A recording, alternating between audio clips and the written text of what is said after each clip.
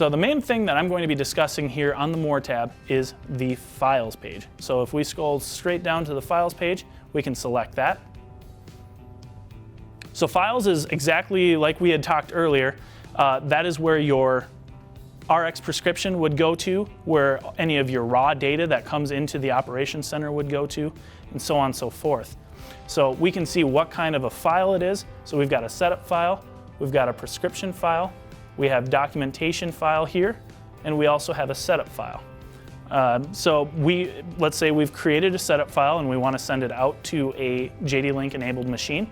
We can just select one of those setup files, hit transfer to equipment, and then we would select that tractor and hit transfer. All of that setup file over to your tractor wirelessly, where you would then just accept it in the cab and it would download all of that setup file for you. Let's say we're sitting in the field, we had forgotten to get the prescription file from our agronomist, and we call him up. He's like, I'm on the other side of the county. It's going to be an hour before I'm able to get over there. Well, with Operations Center, we were able to download that prescription file or upload it to the Operations Center and then select it. If you have a JD-Link enabled machine, select transfer to equipment, select that machine, hit transfer, and you'll have it in your fingertips as soon as it's done downloading through the cellular connection. So that'll save you time. It'll save you a lot of headache having to worry about where is my agronomist with this USB stick that I just realized that I needed. Now it's going to be seamless, wireless, and you're going to have it at the tip of your fingers. One last thing that I wanted to show is how to download any sort of raw documentation file. So let's say you wanted to download a raw 2630 documentation file of, let's say, your spring planting and send it off to your insurance agent. We can go over here, we can select this checkbox that has the documentation file on it. Then we hit download. Usually I download it to John Deere Data Manager because then it gives it in a normal unzipped file, and we can hit download. It will then download it and have you name the file, and then you hit save. Well, you would have to click on here. That always comes up. It always says no files found. You can ignore that because you are trying to download this raw file. So we would select the target location, which we've already selected, which would be our desktop. We hit transfer,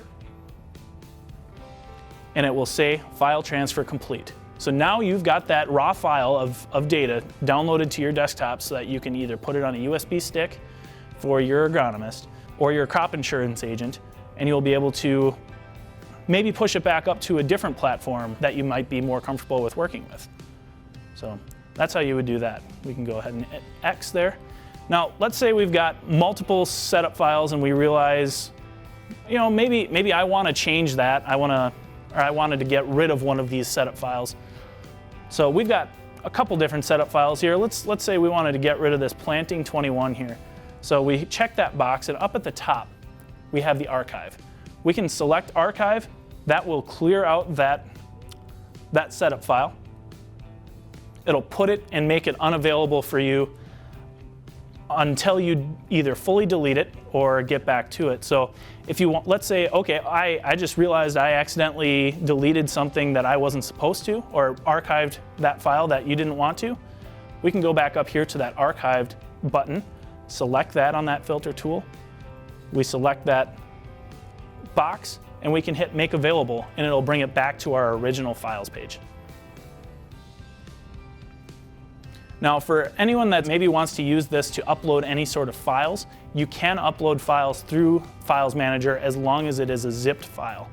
Up in the top right-hand side here, we can hit Upload Files. It's the yellow button there, and we can hit Choose Files to upload. So now we go in there, select the USB stick, and we will select that zipped file once again, and hit open. That will then push that file there. We hit upload, and it will push all that data up to your Operations Center for you so that you are ready to rock and roll. This also works with not just John Deere displays. It's also compatible with a lot of other displays, and Wade will be going over that in a little while here. So now that we've gotten all of that accomplished here, there are a couple more little tools that I wanted to show you on the Operations Center. Number one would be up in the top right-hand side there, we've got that question mark. If we click on that, we can see release notes of something that has changed or anything like that. Another thing that's very useful on this would be our how-to videos on how to do different things within the Operations Center, as well as help documentation. You can contact support from the experts at John Deere. We can go to help documentation. So help documentation gives you basically a search tool for searching for different articles that have to do with the Operations Center. We have it broken down by the different headers that we've got in the Operations Center, being able to select, let's say we wanted to look at more about the setup file creator. We can see setup file compatibility, variety locator troubleshooting. Maybe you're having some issues with that. We can select that and we'll be able to see some frequently asked questions and answers to different issues that we've had. So that's just a quick example of that answer center. So we'll just go back, and if you wanted to go back to the main page again, you can just hit that home button and come back. So now we'll just go back up to files. The last thing that I wanted to show you was back up on that question mark again, and it is feedback. So John Deere is very open to trying to learn more and see what your guys' customer experience is with the John Deere Operations Center, and ways that we can continue to strive to make this a better platform and more encompassing platform for all of us. So if you go back into that feedback, you're able to type into that feedback maybe any suggestions that you would have, something that you feel would be really useful for not only yourself, but maybe your neighbor down the road or something like that. We can type that in there. Just basically fill out a quick 2-question survey of how likely you are to recommend John Deere or this product. And you can also type in your email or your cell phone number, and there's potential that they would be able to reach out to you. Maybe you had an idea that they really like, but they're not completely sure how or what you would really like about it. You could put your phone number on there and they would be able to reach out to you and really talk with you, pick your brain about what specifically it is that you're wanting to see. So after that, you hit submit feedback and it will push all of that to our Operations Center technicians. Today we went over the plan, analyze, and more features of the John Deere Operations Center and ways that we can continue to improve your home operation and improve your profitability on your own farm. Once again, my name is Chris Seifert, a Precision Ag Support Specialist with C&B Operations, and we are committed to being your dealer of choice.